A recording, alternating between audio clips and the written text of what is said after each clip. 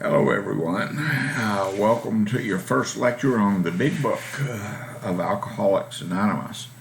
I'd like to start this. I know that some of you are in recovery, and consequently, you've brushed up against at least the basic text of Alcoholics Anonymous or Narcotics Anonymous, or maybe some of the other 12-step related programs, OE, SL, and A Anonymous.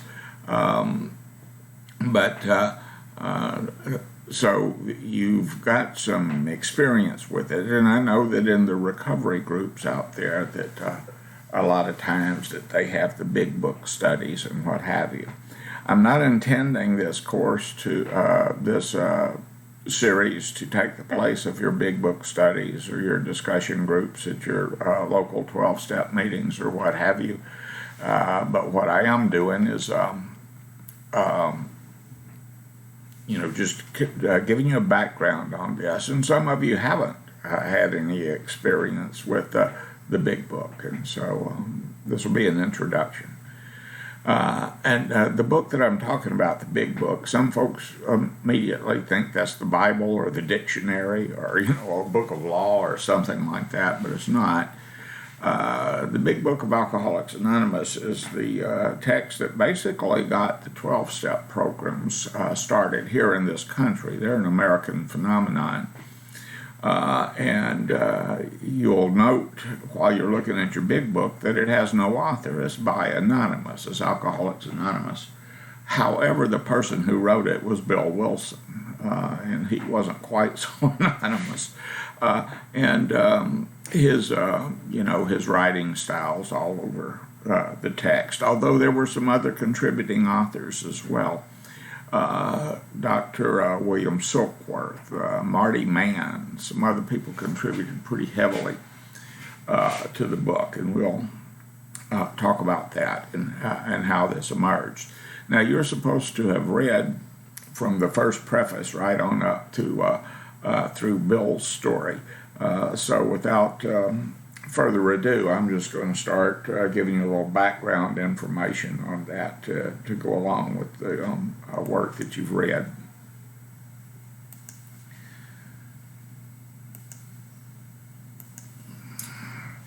And so AA, the Big Book, and the Old Timers. So we're going to talk a little bit about the birth of the 12-step programs and their roles in modern treatment efforts.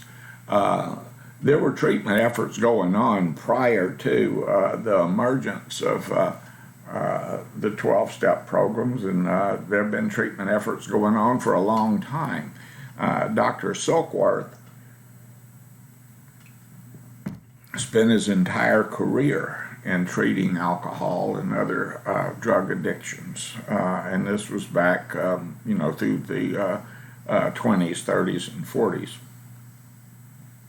And so this is kind of old stuff, but it's relevant too. I read the big book the first time when I was 29 years old, and this was in the 70s, 1979. And it amazed me. I was captivated. It was I could see myself. I could see my reality. I could see the things that I was experiencing on every page. It didn't take that first time. It took me a while. I guess I'm a slow learner.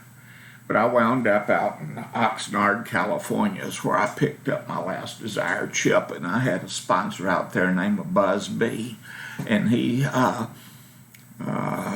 gave me this little bit of information that stuck with me ever since.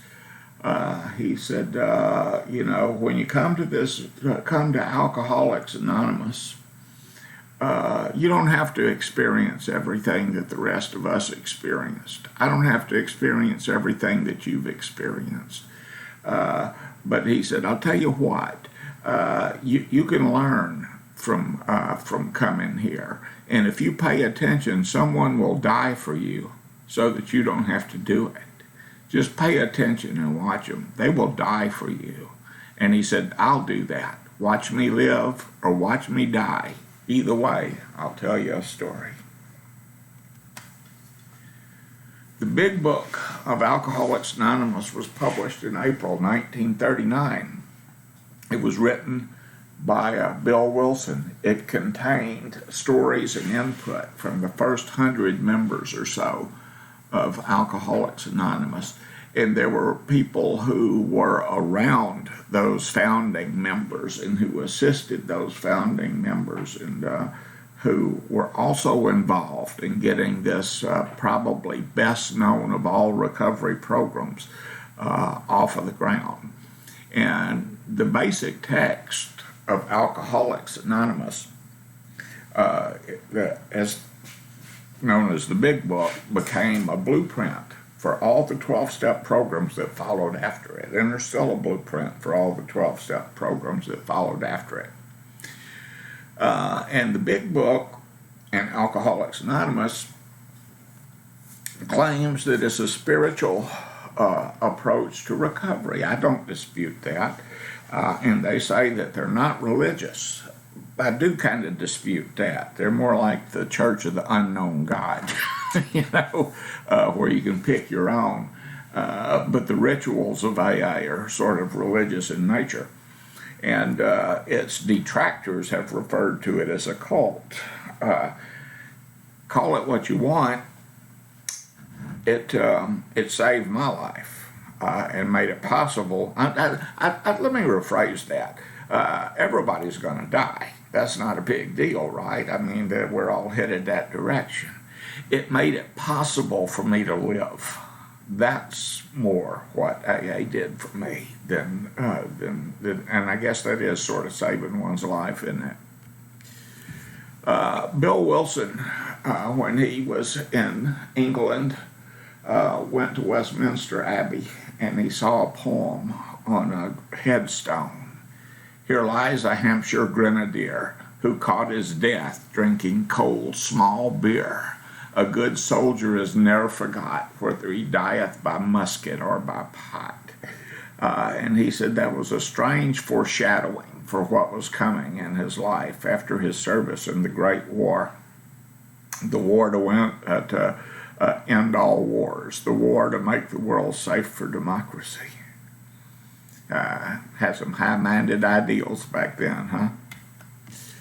The founding members of AA, pretty much any time you look at a history of the movement, is Dr. Robert Holbrook Smith, who is the guy here on the left, proctologist from Akron, Ohio, and Bill and Lois Wilson, who were married, and the co-founder, and these are the co-founders of Alcoholics Anonymous.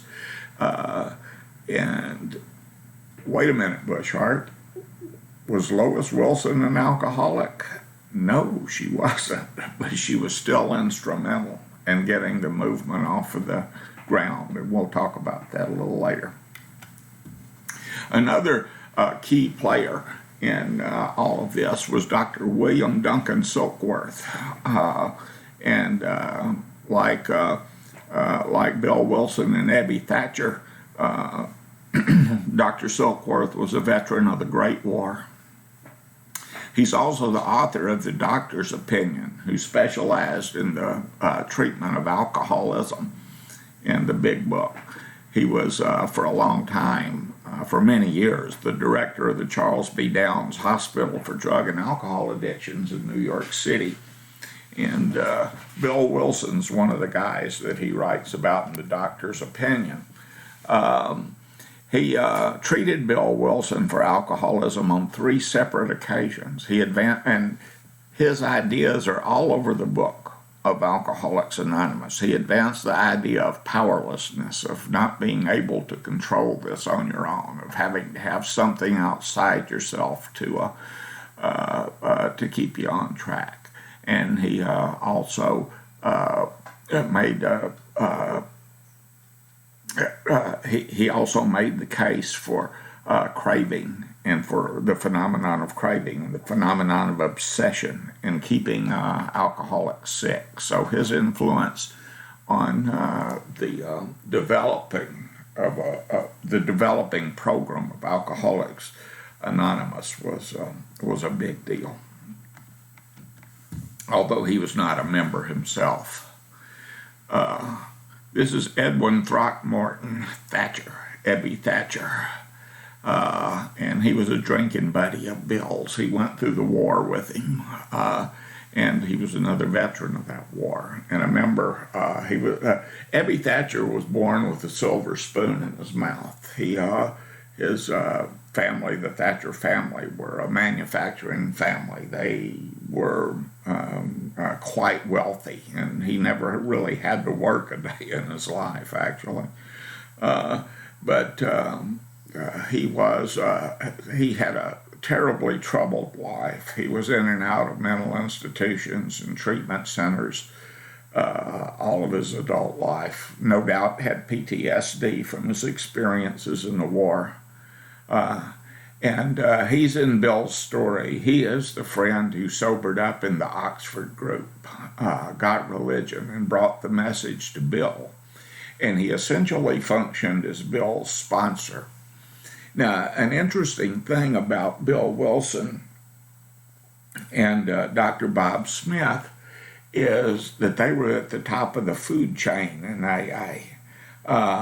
The closest thing that Bill ever really had to a sponsor was the guy that he went to, Dr. Bob Smith, and Ebby Thatcher. Ebby struggled horribly with his sobriety. He never could.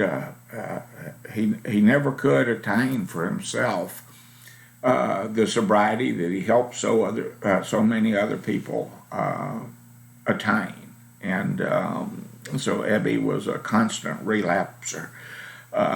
He died sober because he died of emphysema in a hospital, and he couldn't drink.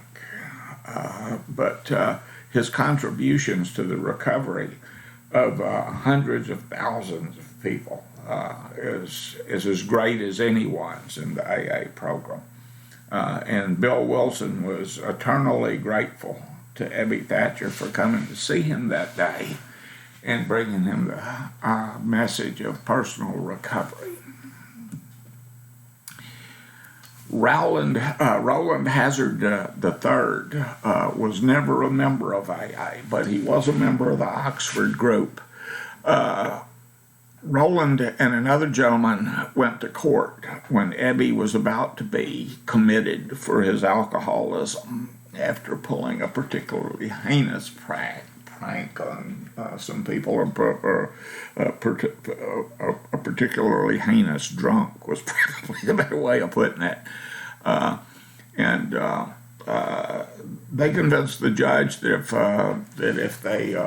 if he released Ebby Thatcher to them, that they had a program that would help him get well and stay well. So he was and the Oxford group is a religious movement of the Episcopal Church. And so anyway, Roland salvaged Ebby off of the trash heap, so to speak, and Ebby in turn carried the message of personal recovery to Bill W. Roland struggled with his sobriety his entire lifetime too. He was prone to relapse, and part of that was because he was prone to fits of depression, and there was a lot of that going around in AA at the time. There's a lot of it going around in AA as we speak.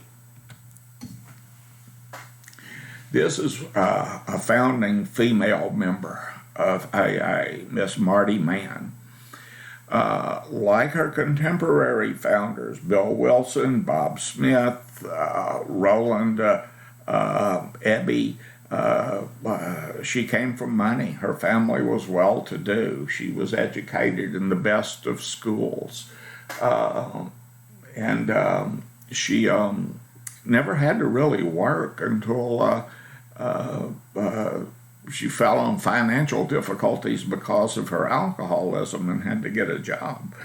and she is the founding female member of AA. She wrote the chapter "Women Suffer Too" in the big book, and you'll be reading that as you go along in there. After her sobriety, she also became a big advocate for recovery in the United States of America, and had a role in coming up with the diagnostic criteria and definitions that were included, even though she wasn't a doctor, into the DSM. And she's the founder of the National Council on Alcoholism that still exists today. Marty Mann was a tireless educator of medical practitioners, of lawmakers, of businessmen, and set about changing the way that employers and policemen and lawyers and doctors looked at the phenomenon of addiction. And she devoted her entire post-recovery life to making a difference in that arena. And she did indeed.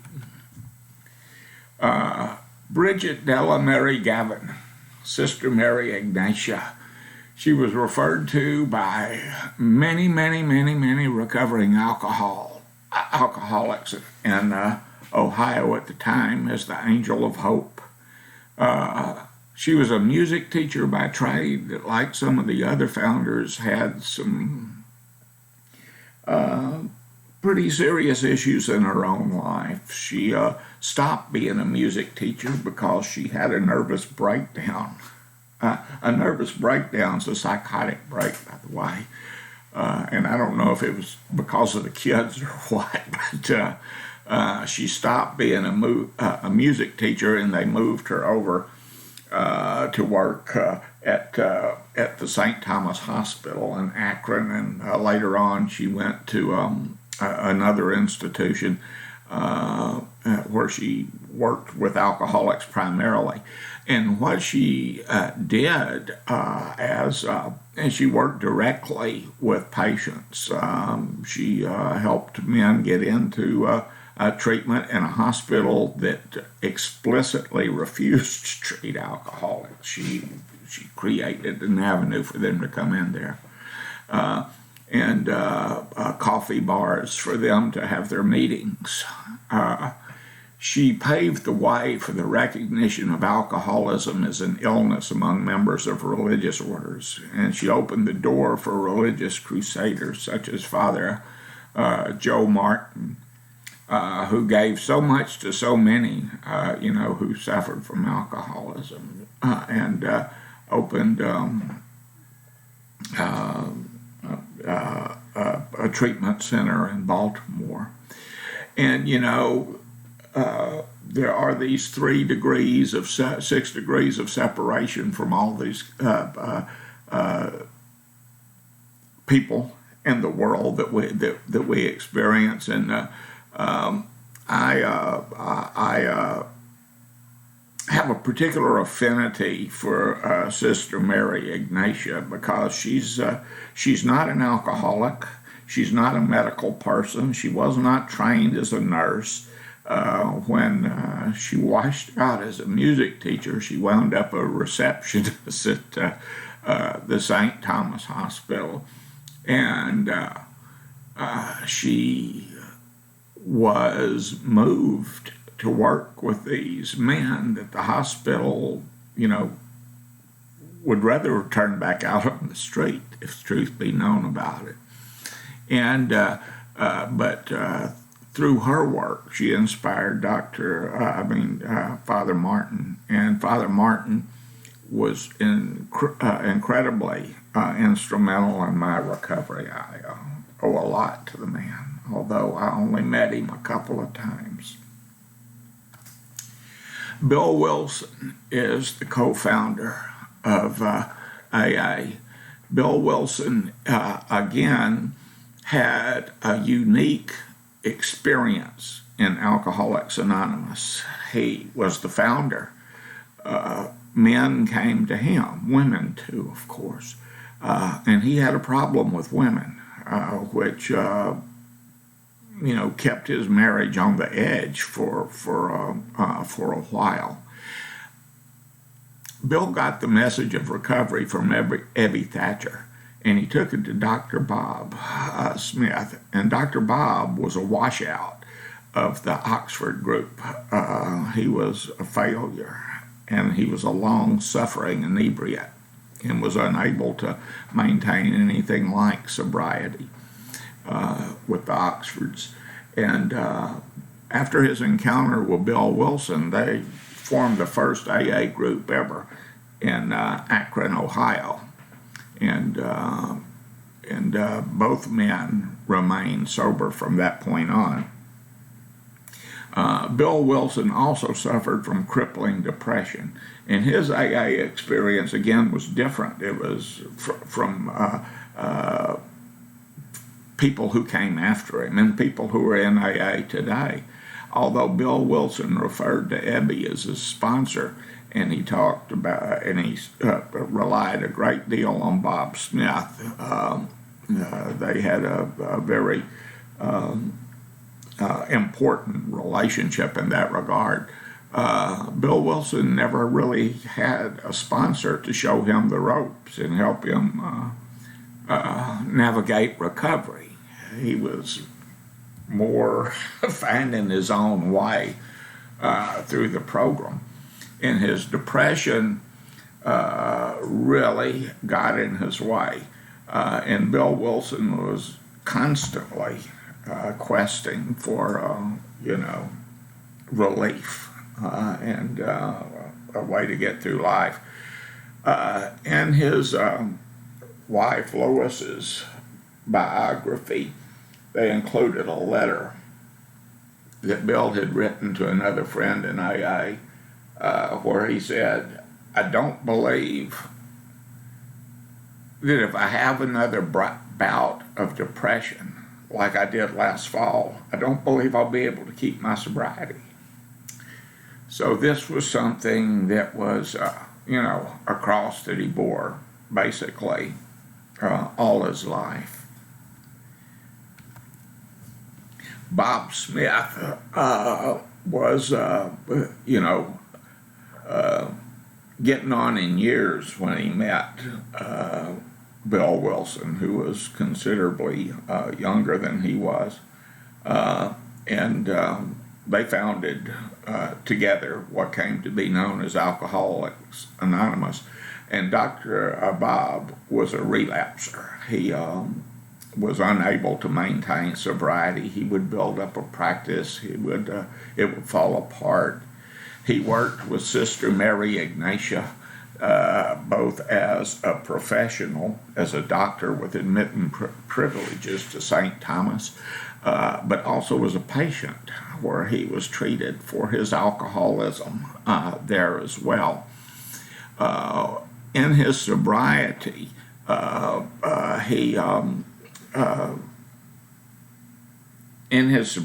he worked particularly with alcoholics, with helping them establish some type of sobriety within St. Thomas, and with the help of Sister Mary Ignatia, and then getting them out into 12-step meetings, into Alcoholics Anonymous to complete their sobriety. And from that time on, with his, after he met Bill W. and got the AA ball rolling, he remained sober for the rest of his life. Lois Wilson, she is as much responsible as Bob, Ebby, Bill, or any of the men for the very fact that AA exists. Without her, it had probably fallen apart in the early years. She is Lois the long-suffering. Bill Wilson put her through hell, and she stuck with him, and she was devoted to him, and she was devoted to his recovery and to her own recovery as well. I have no doubt when they when the AA members wrote about their spouses is in the big book and in other AA literature that our wives are sometimes sicker than we are because they're not drinking, when they're going through the same thing. They might have been looking at her, or maybe she had a hand in writing it. But she allowed new members to live in her house. These are guys coming in off of the street. She cleaned up after them. She cooked for them. She held support meetings and prayer meetings for their wives and kids. And these meetings later became the Al-Anon family group. So in addition to being the co-founder of Alcoholics Anonymous, Lois is also the founder of Al-Anon. If you read, and you are, and we are, and we're doing it, right, the big book of Alcoholics Anonymous, we have to take into consideration that Bill Wilson, like Marty Mann, like Dr. Bob, like Sister Mary Ignatia, these were educated people. And Bill had a very good education. He was classically educated. All of them went to university, which was not a common experience for Americans in their time. And they were both classically and religiously educated. And Bill Wilson's writings and AA philosophy, as he articulated it, is heavily infused with classic Greek pragmatism, as well as the primitive Christian philosophy of the New Testament, particularly in the book of Matthew and the Sermon on the Mount. Bill Wilson drew a lot of the way he looked at life from the teachings of Jesus of Nazareth. And he carried a Bible around with him, too, which might have made him somewhat unpopular in modern AA meetings. But, he also knew about the writings he was also trained in classic philosophy. Which leads us to the Enchiridion, which is the little book that the big book is taken from. And it was written by a Stoic and a pragmatist philosopher named Epictetus. Epictetus was born a slave and lived in Nicopolis, Greece, and taught there. Became a free man, but he lived and taught there in the first era, first century of the Christian era. Died there in 50 A.D.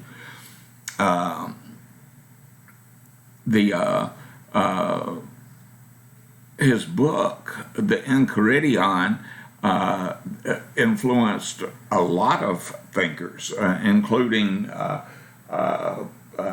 people including psychologists and theorists who came along later, like Carl Rogers. I mean, I find it, Rogers knew a good deal about Epictetus's teachings as well. In AA, you can run across Epictetus being quoted, although many times people don't know that's who they're quoting. We have 2 ears and 1 mouth so that we can listen twice as much as we speak.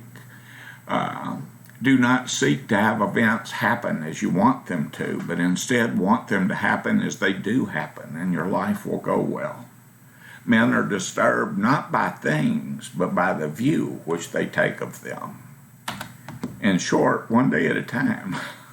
So Epictetus was pretty instrumental in bringing a practical outlook to AA and creating a program of that works one day at a time for an individual who adapts to this particular philosophy.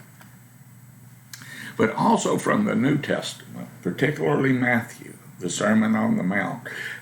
I'm not trying to be a preacher. I'm not trying to convert anyone. None of that stuff. I'm just saying that Matthew, the book of Matthew is a beautiful book, and the Sermon on the Mount is a beautiful sermon. But basically it puts things in perspective. Tend to your own flaws. Forgive quickly. Love others. Speak truth. Practice charity. help whomever you can, feed the hungry, clothe the naked. Or as an acquaintance, Sonny in AA says, if it's not true, don't say it. If it's not yours, don't take it. If it's not right, don't do it. Simple philosophy.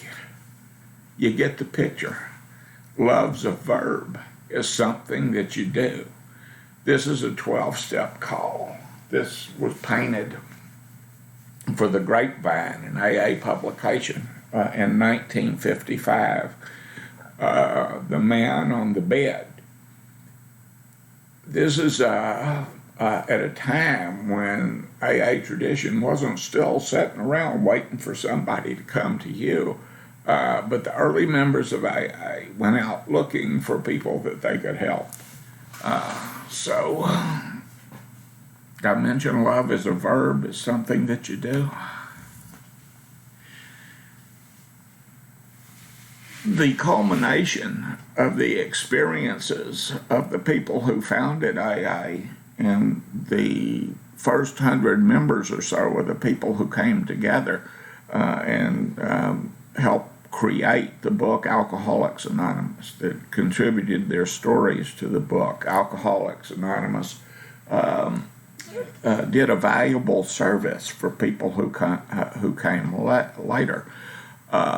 And in one of their prefaces, they ended with, "It is our great hope that all those who have as yet found no answer may begin to find one in the pages of this book, or this one, or this one, or this one, or any of these that came later." The 12 steps and the 12 traditions infuse all of these later spin-off, and I don't mean that in a derogatory manner.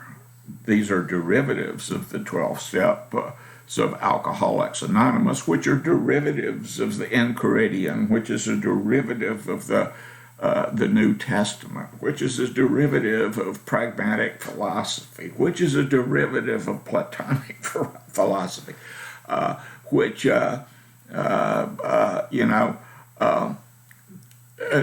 no less a personage than Pete Townsend of the Who penned in their rock opera Tommy the lyrics, "If I told you what it takes to reach the highest high, you'd laugh and say nothing's that simple.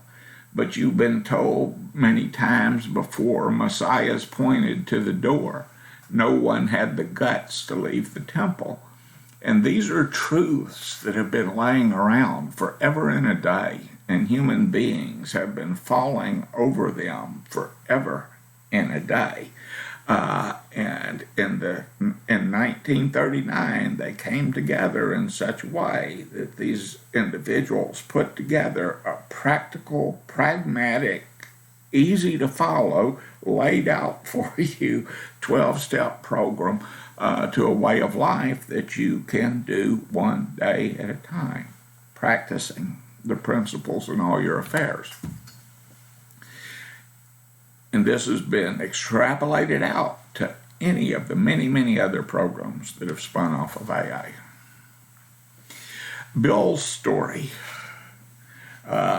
he did in fact get better.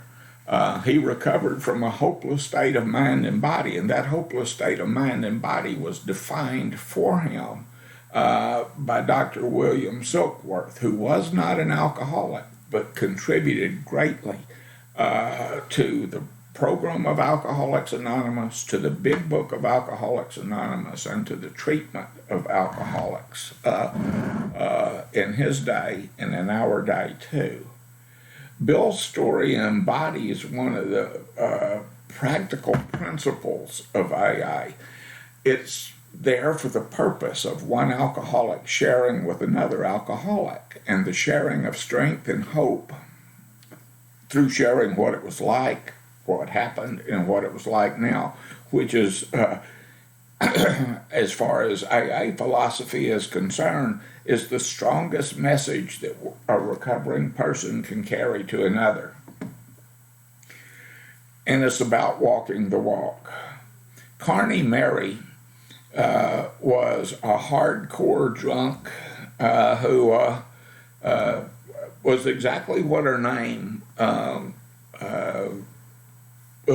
would indicate. She worked with the carnivals. She traveled from town to town. I heard her speak at New Hope Women's Center back in the 80s, and she said, and she told me, she said, anytime a man ever showed me $1, it was permission for me to take it. And that was the way she operated. But Carney Mary started the first women's halfway house, first women's recovery center in Houston back in the 50s. And she told all of us in her speaking engagement that I was pretty hardcore. She said, I didn't let the girls listen to the radio, unless they were listening to church services on Sunday. I didn't let them read magazines or novels. If they wanted to read something, it was going to be AA literature or it was going to be the Bible. That's what they got to read. And she said, I was most interested in making sure that they got the message that they had to walk the walk. And I impressed upon my girls, this is what she said, that you might be the only big book that anyone else ever reads. They're going to look at you and your recovery and what you are and how you are, and that's going to be the thing that makes a difference in their lives. 12-step programs are essential components of recovery for millions of people, but they are not the only path to recovery. They're simply a path. And Carney Mary's path was a path, and Bill Wilson's path is a path. No one has all the answers, and no one responds to everything in the same way. So consequently, knowledge of 12-step recovery is critical for you and I to have. It's critical for the ethical practitioner of addiction counseling because it is integral to the lives of so many of our clients. We will be referring people out to 12-step programs, and we will be working with people who are coming to us from 12-step programs. They're going to be operating from a reality or from an awareness of 12-step recovery, and we need to be able to share that awareness. We need to know, where we're sending them, who we're sending them to, why we're sending them, and what they're getting. And Dr. William Silkworth, in his The Doctor's Opinion, noted that I earnestly advise every alcoholic to read this book through, and though perhaps he came to scoff, he may remain to pray. And that is the purpose of the big book of Alcoholics Anonymous, as it was designed and written by the founders. I'm running out of voice. It's been a long day of recording, but the big book's a fascinating book, and it's been integral to the recovery of millions of people. It's been translated into all kinds of languages. I've attended AA meetings in German, and I've attended AA meetings in Spanish, and you know where you are because of the ritualistic aspect of Alcoholics Anonymous. It's predictable. And I think people take comfort in that. of knowing that there's something out there that is reliable, predictable, and is comforting, and particularly to people whose lives are chaotic. Can I say chaotic? Whose lives are throw it in a blender and hit high speed. Yeah. So you should go to some AA meetings, to some NA meetings, to some Al-Anon meetings, Alateen, and see what's shaking with those groups. Again, just because you should know. I'm not asking you to buy into it, to join, or none of that stuff. I'm just saying, know what it is. And with that, here we are at the end of another lecture. We should celebrate with some coffee or something. Or some dinner, which sounds pretty good to me now, too. Anyway, bye.